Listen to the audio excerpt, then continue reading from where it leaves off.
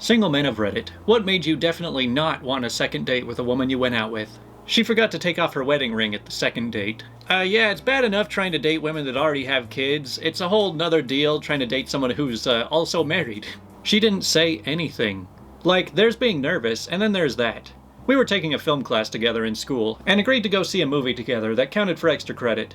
It became clear a few days beforehand that this was turning into a full-on date, and I just rolled with it. We were both single, and I thought we could have a fun night out together.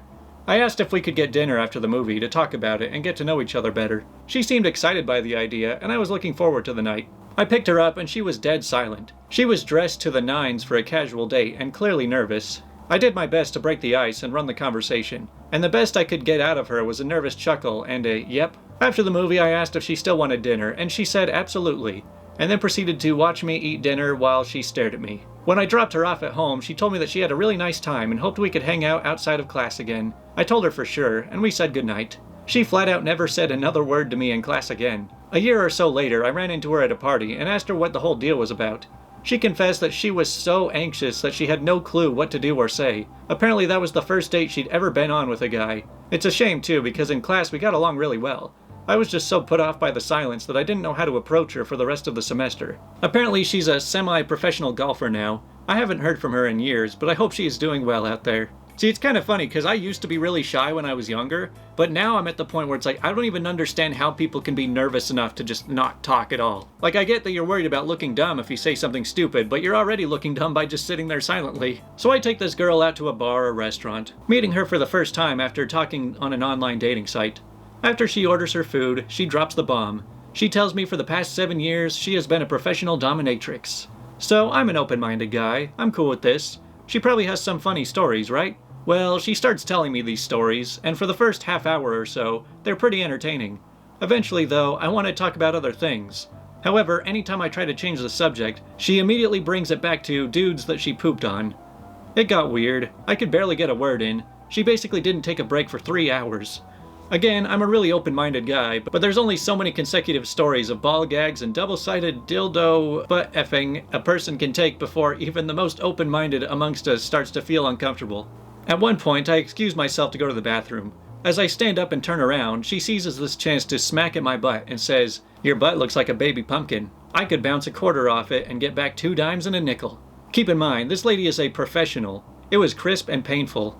To put this in perspective, I was wearing thick jeans. She hit me in the back pocket, and when I checked myself for damage in the bathroom, there was a clear fat red handprint on my butt cheek. Like, I could see the lines in her hand. I could have mooned a psychic and they would have been able to predict her future. So I'm about done with this. We finish the meal and I drive her home. While she still blabs tales of donkey tail butt plugs and toys I've never heard of going in places I wish I hadn't heard. So I pull in her driveway. The second the car goes into park, she immediately grabs my nuts. Like, specifically targeted them. And it wasn't sexy. It was a hostage situation where she had all the power. Then she straight licks the side of my face, chin to hairline, her tongue as big as a Shetland pony. I do not want.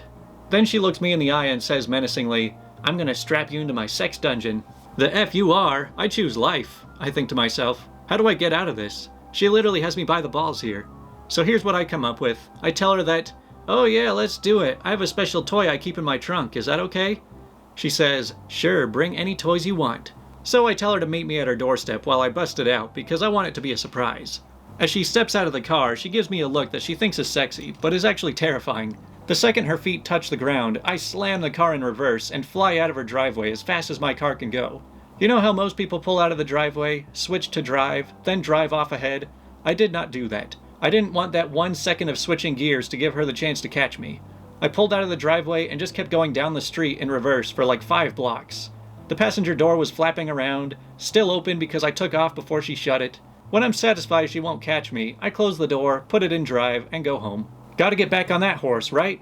Wrong. I got home, iced my balls, and deleted my online dating profile. Not today, Satan. Holy cow, that was one of the most over-the-top stories I've ever read on this channel, to say the least. But hey, I guess it's good that you went back to her house and not yours, so now she doesn't know where you live. First and only date with a girl I barely knew through some friends. I drove to her house. She got in my car and smelled like she had just taken a massive dump, but forgot to wipe.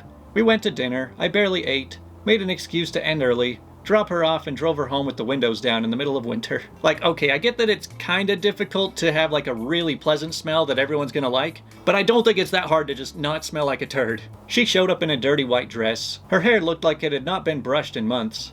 During dinner, she told me that she still lived at home, never wanted to get a job, and that she stole her dad's car while he was asleep to meet me at the restaurant. Then when she found out that I was divorced, she said, "You didn't work hard enough to save your marriage." I put down the chopsticks, went and paid, and said, "Nice meeting you," and left. Well, better luck next time, man. Just go through some self-improvement and maybe you'll be good enough for her on the next date. We went out for coffee. She brought a little bottle of vodka and kept topping up her cup. I politely asked her what the deal was, and she said she liked to party.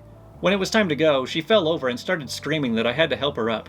I did. I told her to wait right there, and left. Man, I was not expecting so many of these stories to just be like, it's time to abandon you right now. She chewed gum through our initial date, which was at a decent Italian place, including a bottle of good white wine, and she proceeded to tell me how she had married early, had 2 kids, realized she was a lesbian, left her husband and took most of his money, lived with a girlfriend number 1, left girlfriend number 1 for number 2, ended that and realized that, long term, she needed a dick. I noped the F out of there so fast. See, there's a term out there known as damaged goods, and some people just like to keep getting more and more damage beyond recognition. This one girl told me she was giving me a chance because a mutual friend said I was nice.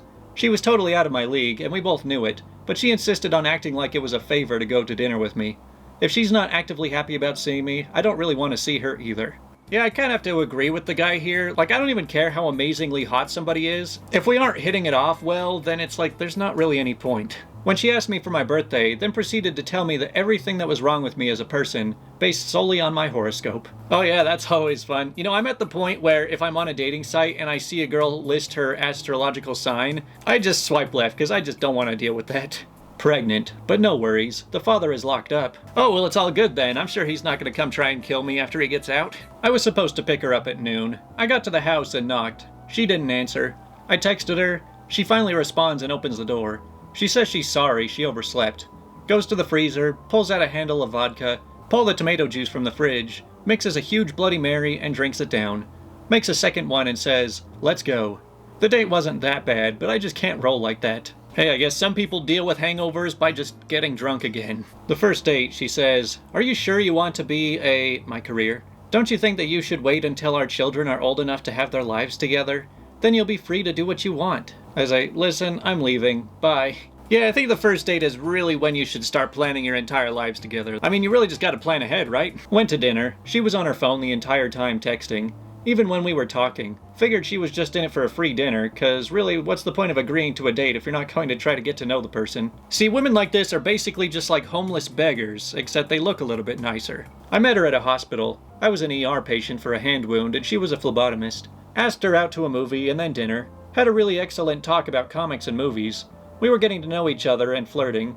It was clearly a date. At the end, when I told her I'd like to do it again, she said her fiancé probably wouldn't be cool with it a second time. It's like, okay, so I am marrying a pushover. He does let me go on dates sometimes, but not too much. You know, he does have his limits. I met a girl from my university for dinner one time, and she started the date off by saying that she only ate with her hands and didn't use utensils because she's a super taster and can taste the metals they're made of. This wouldn't have been a problem if we were eating finger foods, of course, but it was a problem as I watched her eat a salmon fillet and wild rice like freaking Gollum. Yeah, I know somebody else who just eats straight out of a can, just like no utensils at all.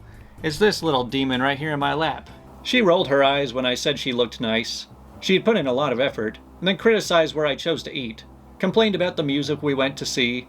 I spent the whole date anxious, assuming that she was hating every moment, because, you know, she didn't have anything positive to say about anything. Then I get, "I had a good time, let's do this again."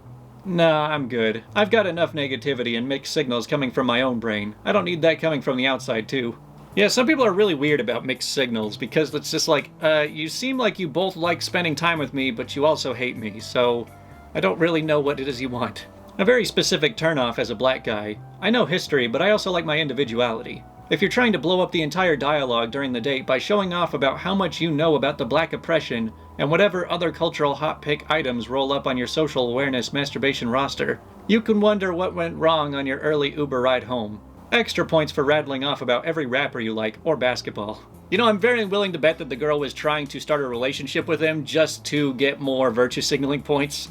Teeth as black as the night. She didn't even have any diseases or syndromes, but simply no time to brush her teeth. For the record, her photos didn't show her teeth.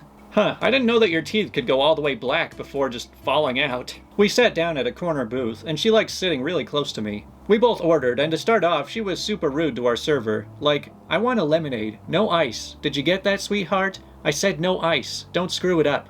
So that already a bit of a turnoff. And then when our food got in, she used like an entire squirt bottle of Heinz ketchup on broccoli, cheese casserole, and she was trying to whisper stuff in my ear like, "You're hot, and let's fool around." But I could smell the ketchup, and it made me want to actually vomit and die. We did not go out again. I just imagined somebody going on a date with this girl and taking notes like, okay, likes ketchup, and does not like waitresses. She asked if I had any love interests still in existence. When I said no, she didn't believe me. She told me she wanted to travel the world and see old friends, who were guys, and thought that I, as a lawyer, should work and pay for her travels. She was insane. She also offered to screw in her car in the first 5 minutes of meeting. No second date for you. You know, the fact that some girls are able to actually get sugar daddies that just send them money for nothing is kind of tainted a lot of the dating market in general, because now there's a ton of girls out there that think, well, that girl found a sugar daddy, so maybe I can get one too, so now I just expect every guy I meet to just give me all their money. So I was 32 and she was 25. She showed up to dinner high as a kite, dropped the C word loud enough for the people around us to hear. She then got loaded during dinner, ordered an expensive plate and barely touched it. She also told me I'm stupid for still buying books, and childish for listening to music. She also insisted that I take her out 2 to 3 times a week, minimum. It was also implied she'd be moving in with me in the near future. She was unemployed and living at home, which honestly didn't bother me. The whole jumping into the deep end did. 20 minutes into the date, I texted my friend, "Holy crap, turns out she's awful." See, what was I just saying about the sugar daddies? Some people's expectations are just a little bit unrealistic. When we saw Fury in the theater, she read the subtitles out loud. I'm not sure if she thought I couldn't read them or if she needed to sound them out, but I knew at that moment no follow-up was necessary.